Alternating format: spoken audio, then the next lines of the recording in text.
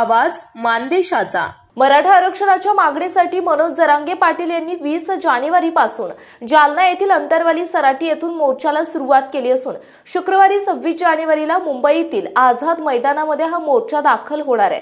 तर पुण्यातील वाघोली येथून मनोज जरांगे पाटील यांच्या हजारोंच्या संख्येने मराठा बांधव सहभागी असलेल्या मोर्चाला सकाळी 10 वाजण्याच्या सुमारास सुरुवात झाली आहे। मनोज जरांगे यांचे ठिकठिकाणी स्वागत केले जाते, तर यावेळी त्यांनी प्रसार माध्यमांसोबत संवाद देखील साधलाय। मनोज जरांगे पाटील यांनी आगामी लोकसभा निवडणूक लढवावी आणि त्यांनी काही उमेदवार देखील उभे करावे अशी चर्चा सुरू झाली।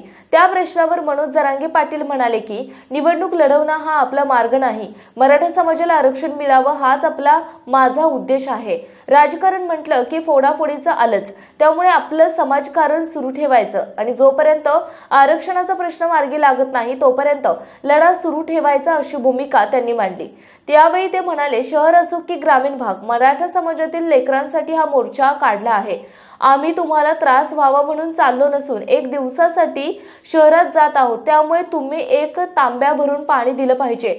तसंच मराठा आरक्षणाच्या मागणीसाठी मुंबईत जाऊन आमरण उपोषण करणार असल्याचे देखील त्यांनी सांगितले।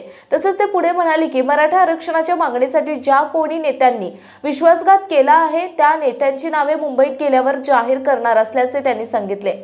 ब्युरो रिपोर्ट, मानसोफर न्यूज।